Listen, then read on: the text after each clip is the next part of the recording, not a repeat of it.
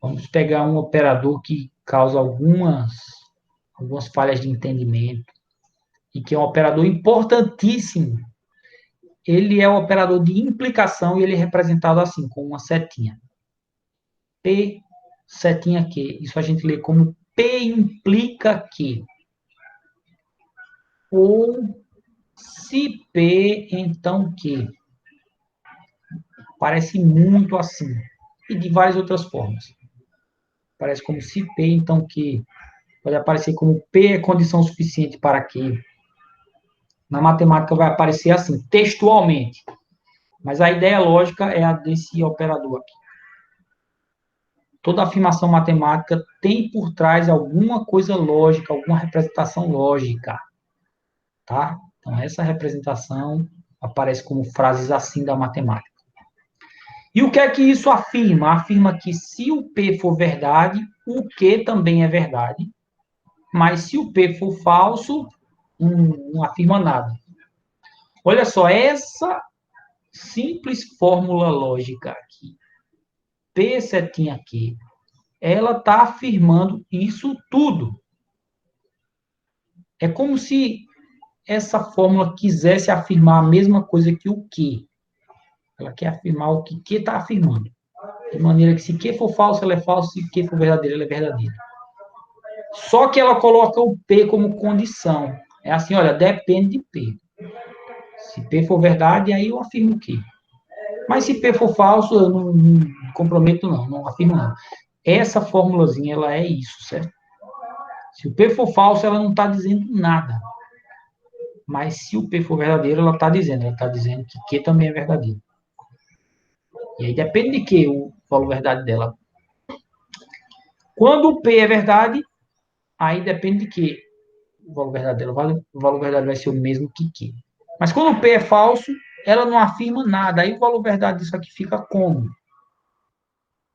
Tipo assim, se eu não afirmar nada, eu sou uma pessoa que está dizendo a verdade ou uma pessoa que está mentindo? Certo? Então a gente vai adotar aqui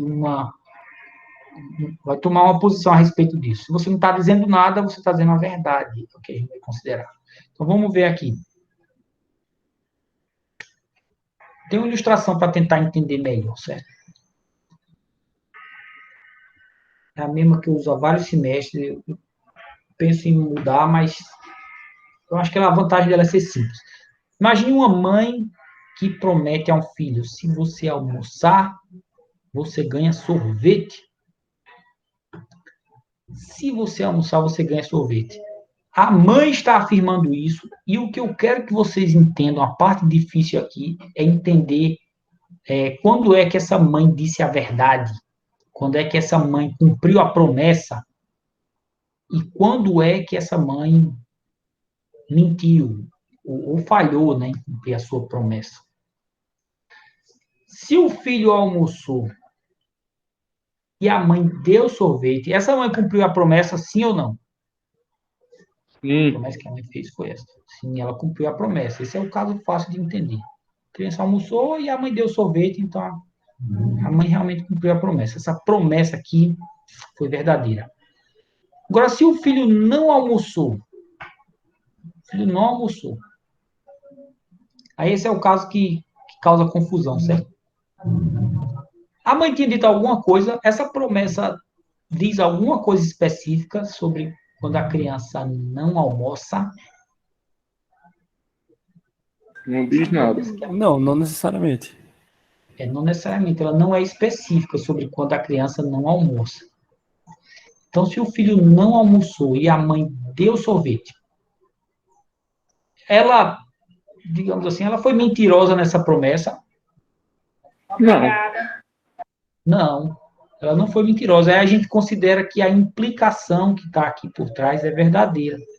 Quando isso aqui é falso, tipo, a criança não almoçou e a mãe deu sorvete, isso é verdadeiro. Essa implicação toda é verdadeira. A mãe ainda foi uma pessoa de palavra, ué. Ela não tinha dito nada sobre ele não almoçar. E se ele não almoçou e a mãe não deu sorvete, ela falhou na promessa? Também não. Poxa, o pessoal gosta de ligar no meio da aula.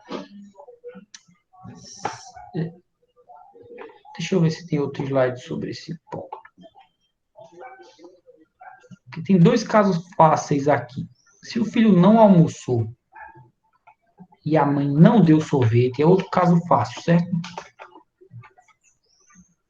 Esses são os dois casos fáceis. Acho que eu vou deixar no slide anterior, já preparando para ficar assim em semestres futuros.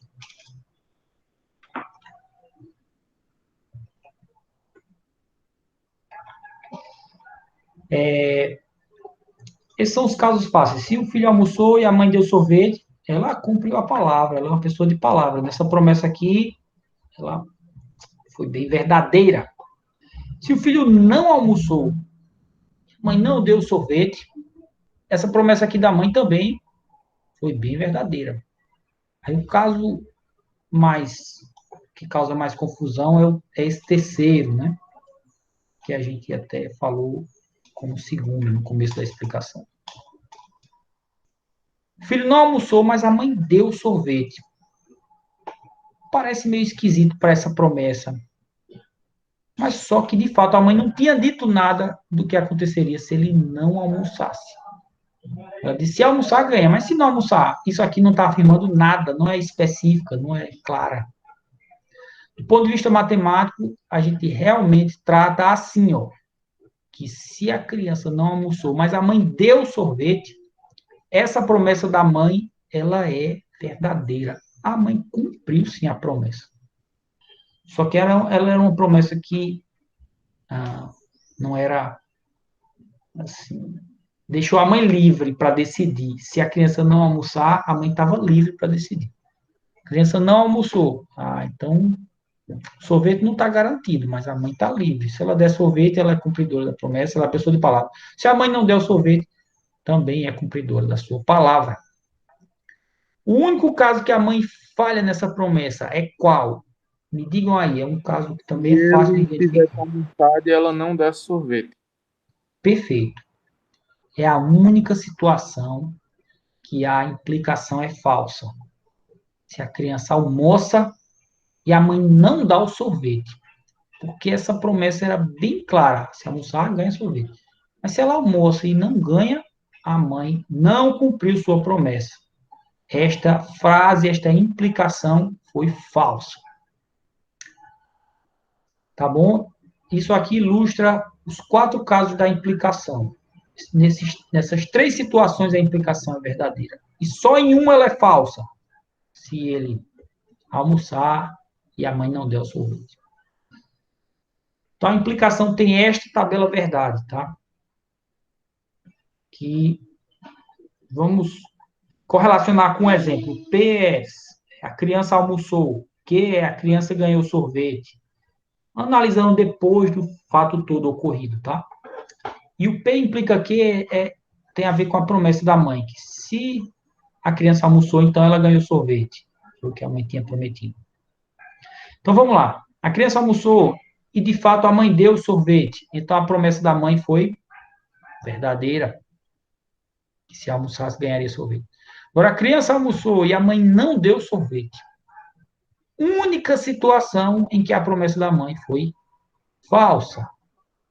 A criança almoçou e a mãe não deu sorvete. A única situação em que a promessa da mãe foi falsa. Agora, se a criança não almoçou, a mãe pode até dar o sorvete, porque ela não tinha dito nada se daria ou não nesse caso. Porque ela manteve sua palavra, é verdadeiro. Ou se a criança não almoçou e a mãe disser também não deu sorvete, por causa disso, perfeito. A promessa dela não era específica, ela pode dar ou não dar o sorvete. Em qualquer das situações, a promessa dela foi cumprida, porque ela estava livre nesse caso para decidir. Certo?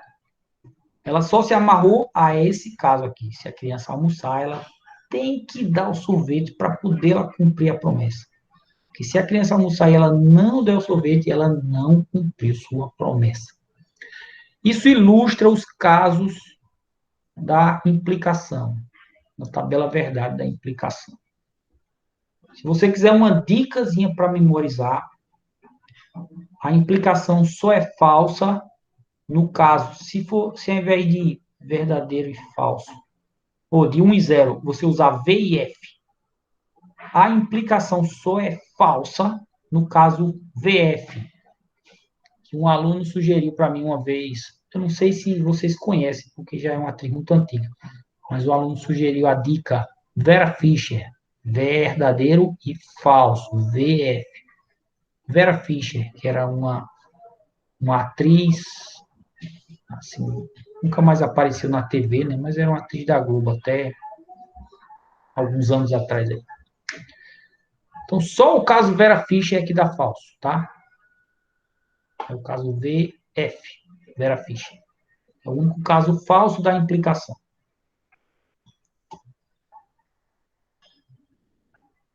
Tudo bem? Querem fazer alguma pergunta sobre a implicação?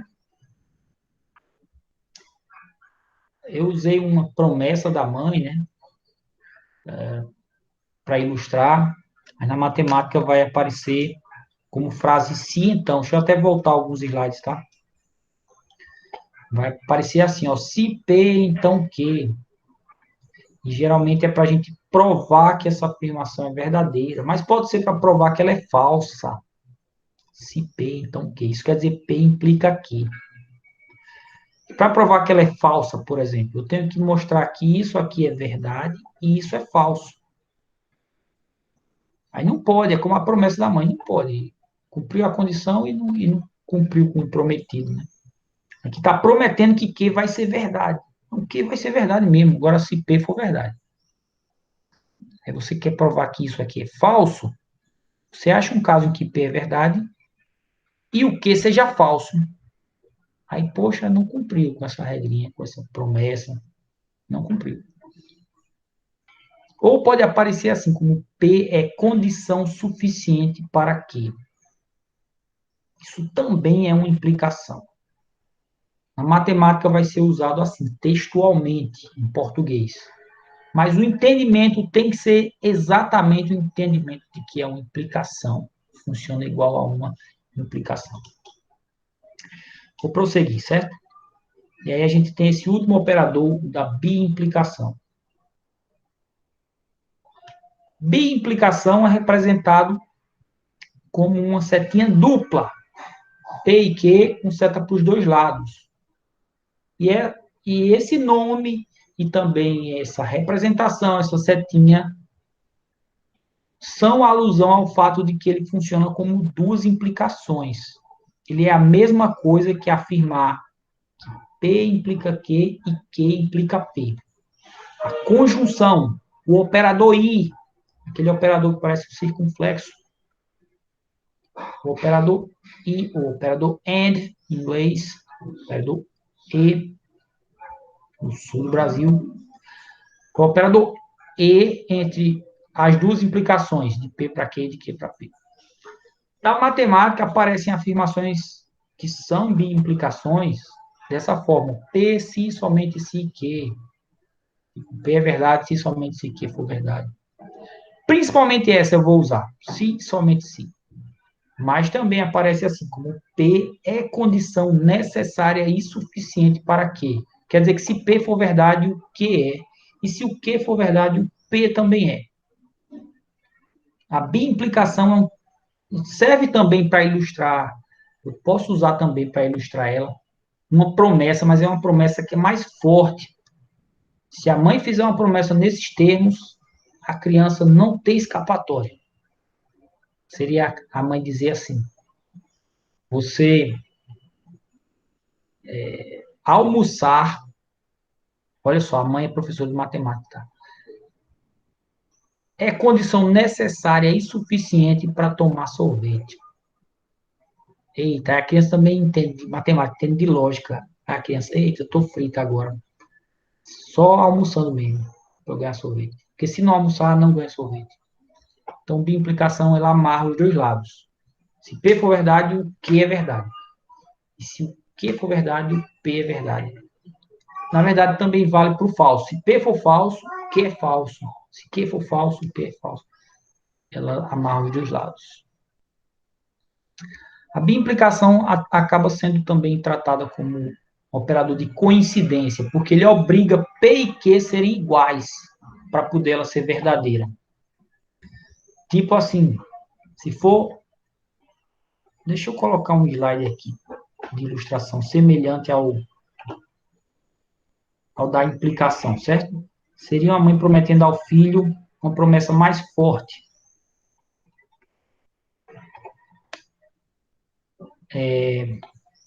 Você almoçar é condição necessária e suficiente para ganhar sorvete. Eita, aí o filho que estudou lógica já fica preocupado aqui. Não tem para onde correr, certo? Estou imaginando filho criança, né?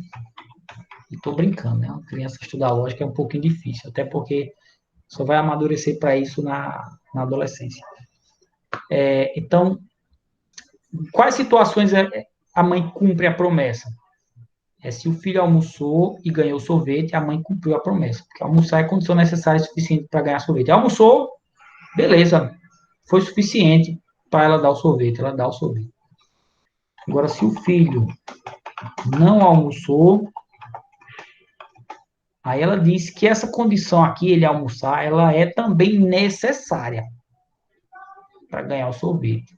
Ele não almoçou, então não consegue ganhar sorvete, porque almoçar é necessário, é obrigatório para ganhar. Se ele não almoçou, ele não ganhou sorvete. Quando a promessa é feita nesses termos,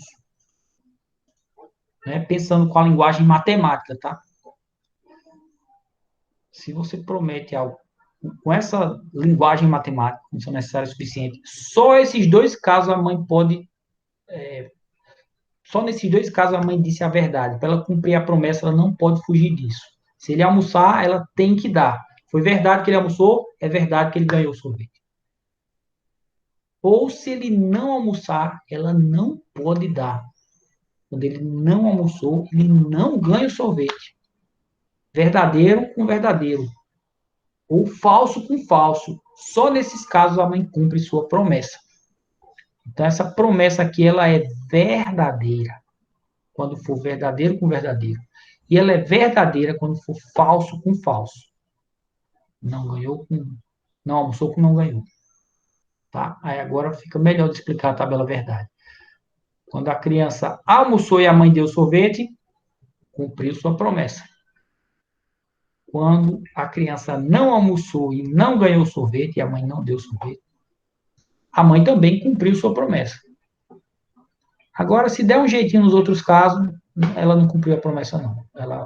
Ela falhou, ela mentiu, né? Ela não disse a verdade. A criança almoçou e ela não deu sorvete. Mentiu, falhou na promessa. A criança não almoçou e ela resolveu dar. Foi muito boazinha, demais. Ela não cumpriu com sua palavra, com sua promessa. A bimplicação amarra mais. E aí ela é chamada de operador coincidência também, porque ela força o P e Q serem iguais, para poder a bimplicação ser igual. O P e Q iguais, para o resultado ser igual. Tá? Essa é a bimplicação. No dia a dia, quando a gente faz uma promessa com se então, geralmente a gente está pensando como bimplicação. Tipo assim, se a mãe disser, se você almoçar, você ganha sorvete. Geralmente, no dia a dia, aí já não é linguagem matemática, é linguagem comum. Geralmente ela está pensando como bimplicação. Se você almoçar, você ganha sorvete. Se você não almoçar, não ganha sorvete. Aí é bimplicação, na verdade. Mas vocês vão ter que pensar um se então na linguagem matemática, no operador lógico de implicação, tá? Quando tiver se então, o que está sendo afirmado tem esse significado aqui, de implicação. Tá bom? Mas no dia a dia, geralmente, ele tem esse significado aqui, da bimplicação. Só um parêntese aqui. Agora, para fechar a aula, está cansado, aguente só mais um pouquinho. Como eu falei, cerca de 1 hora de aula, acho que a gente vai cumprir direitinho hoje. Cada aula síncrona vai ter cerca de 1 hora. Se eu tiver múltiplos operadores combinados, eu posso pegar variáveis proposicionais, afirmações atômicas, né, dadas como letras, e combiná-las com vários operadores, por exemplo, esse aqui, certo? Aí como é que eu faço para entender melhor o que essa fórmula lógica representa? Para entender quando é que ela é verdadeira e quando é que ela é falsa, eu tenho que construir uma tabela verdade completa dessa afirmação. Em algumas situações eu vou pedir isso, certo? Mais para frente a gente vai parar de trabalhar com tabela verdade e vai trabalhar de outra maneira. Mas para construir uma tabela verdade de uma fórmula como essa, a gente tem que ver quantas variáveis diferentes tem. Nesse caso, tem 3. Então, essa aqui envolve 3 variáveis. Se aparecesse o A em outra situação aqui na mesma fórmula, ainda assim seriam 3, porque repetição não conta, são variáveis distintas. Nesse caso, tem 3. Se tem 3, eu vou ter que variar todas as opções de verdadeiro e falso entre elas. Tipo, falso, falso, falso, falso, falso, verdadeiro. Cada uma dessas opções vai ser uma linha na tabela. Então, com 3 variáveis, eu vou ter 8. Se você fizer aí no papel, você vai ver que vai ter 8 possibilidades. Com n variáveis para n qualquer, eu vou ter 2 elevado a n linhas, que são 2 elevado a n possíveis combinações de verdadeiro, falso, etc. 4 variáveis, por exemplo, são 16 linhas, fica uma tabela gigante. O máximo que eu vou usar é com 3, tá? E aí você vai ter que fazer as primeiras colunas com essas variações de todas as possibilidades. Tipo assim, essa fórmula com 3 variáveis, vamos ver aqui. H, N e A. Elas são as 3 primeiras colunas da minha tabela. E aí eu vou variar todas as opções. 0, 0, 0, 0, 0, 1, 0, 1, 0, 0, 1, 1. Se você olhar até como número, isso aqui, ele está na ordem, está ordenado por número, né? O número 0, número 1, número 10, 11, 100, 101, 110, 111. Isso pode ajudar vocês a ordenar. Então, as primeiras 3 colunas são as 3 variáveis. E a última coluna é a fórmula que eu quero calcular o valor verdade dela, certo? Eu até queria fazer isso aqui com vocês. Porque essa já está pronta, eu deixo para fazer isso numa aula de exercício, então. Mas aí só para mostrar para vocês como fica. As 3 colunas são as 3 variáveis. A coluna final, a coluna, tá? Final, é a fórmula principal. E no meio do caminho eu uso fórmulas auxiliares para as fórmulas menores que tem aqui dentro. Ó. Aqui tem um não N. Então, é legal você calcular uma coluna da negação de N separado para facilitar para você, tá? Não errar. E ela é bem simples de calcular. Onde N for 0, ela fica 1. 0, 1. E onde N for 1, ela fica 0. 1, 0. E onde for 0, fica 1. Então, ficou o oposto dessa. Essa tem 0, 0, 1, 1, 0, 0, 1. Essa tem 1, 1, 0, 0, 1, 0, 0. Essa coluna vai ajudar a calcular isso. Aí você vai pensando nas fórmulas da menor para maior. Essa é a menor fórmula aqui. Aí ela compõe essa outra aqui, esse ou, essa disjunção. Esse aqui é o operador de disjunção, que pode ser chamado de ou. Então, essa formulazinha também vale a pena calcular numa coluna auxiliar. Olha ela aqui. E ela é o ou do não n, que eu já calculei, com o h. Então, faço o ou de 0 com 0. 0 com 0? Não, não. E h com o não n aqui. Faço o ou do 0 com 1. Dá 1. O ou do 0 com 1 novamente, dá 1. Agora, o ou do 0 com 0, dá 0. O ou do 0 com 0, dá 0. E aí você calcula essa coluna assim. Tá? Tem que lembrar de cada operador individual. O ou só é falso quando é 0 com 0. Que é esse caso. H é 0 e não N é 0. Então, o H ou não N vai dar 0. E depois você faz a implicação. A implicação é dessa fórmula aqui, ó. É ela que está aqui, na condição. implicando no A. Então, esse lado está à esquerda da implicação e está à direita. A esquerda eu costumo chamar de condição e a direita de resultado. Mas pode ser chamado também de antecedente e consequente nos livros. Então, quando é que a implicação vai ser verdadeira ou vai ser falsa? Na verdade, ela só é falsa no caso VF, que é logo a primeira linha aqui, ó. Verdadeiro com falso. No caso Vera Fischer. V com F dá falso. É a única situação. Agora, se for verdadeiro com verdadeiro, dá verdade. Se for falso com qualquer coisa, na verdade, é da verdade. Nem precisa olhar o A. Se a condição for falsa, pode colocar verdadeiro direto naquela implicação. Opa, condição falsa, pode colocar verdadeiro. É aquele caso que a criança não almoçou, aí a mãe está livre, ela pode dar ou não dar o sorvete. Ela vai cumprir a palavra de todo jeito. Então, aqui é cumpriu a palavra, cumpriu a palavra. A criança não almoçou, a mãe cumpriu a palavra já de cara. E aí você vai completando, fazendo isso, olhando essa coluna com essa e completando aqui. Olha essa com essa. Tipo, ó, verdadeiro implicando falso. No caso, Vera Fischer de novo, dá falso. Aí completa, aí a gente tem aqui a tabela verdade dessa fórmula. Ela diz para todos os casos das três variáveis qual é o valor da fórmula. O objetivo é olhar daqui para cá. E essas colunas do meio foram auxiliares, só para o cálculo, só para o processo de calcular. Mas o objetivo é olhar daqui, dessas entradas, para essa saída, é um tipo de função que está sendo representado aqui por operadores.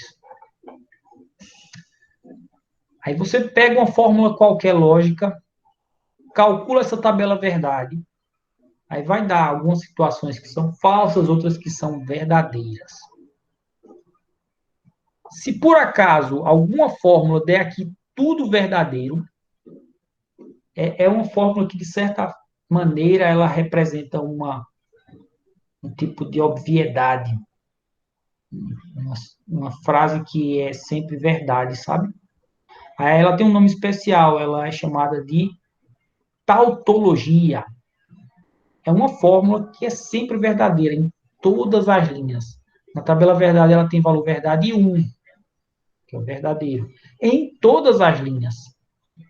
É um tipo de afirmação óbvia, ou auto-evidente, mas nem sempre é tão óbvia. Mas a ideia, os exemplos melhores são com afirmações assim. Tipo, se eu disser, hoje está chovendo ou hoje não está chovendo. Poxa, é claro que essa minha frase é verdadeira sempre. Porque eu disse que está chovendo ou não está chovendo. É uma afirmação que, do ponto de vista lógico, é P ou não P. Essa fórmula é um exemplo de tautologia. Ela é sempre verdadeira. P ou não P, sempre verdadeira. Quando P é verdade, a fórmula dá verdadeiro. Quando P é falso, a fórmula dá verdadeiro também. Existem tautologias com fórmulas grandes, assim, maiores, que vão ser bem importantes nessa disciplina mais para frente, certo? A gente vai ver nas próximas aulas. Mas guardem esse nome, tautologia. É uma fórmula que eu calculo aqui a tabela verdade e dá tudo 1. Tudo verdade. Isso é uma tautologia. Bem, estou encerrando. Se quiserem fazer alguma pergunta, podem fazer, mas deixa eu só fechar aqui com esse slide. A gente está estudando afirmações matemáticas. A lógica vai servir para a gente como uma ferramenta para matemática. Meu objetivo é chegar no seguinte: eu quero partir de afirmações que sejam já verdade, para derivar novas que são verdade também. Tipo assim, eu não quero passar pelas fórmulas falsas, eu quero só trabalhar com fórmulas verdadeiras. De fórmula verdadeira para fórmula verdadeira. Tipo assim, se você me disser, a mãe disse que se a criança comer, ela ganha sorvete. E essa mãe é uma mãe de palavra, ela é verdadeira. A mãe diz sempre a verdade. E eu soube também a informação verdadeira. A criança não ganhou sorvete. Poxa, não ganhou sorvete. Aí tem essas duas. O que é que eu posso concluir a partir daí? Eu posso concluir uma terceira fórmula, que é a seguinte. Ela não almoçou. É isso mesmo. Ela não almoçou. A mãe, que é uma pessoa de palavra, disse que se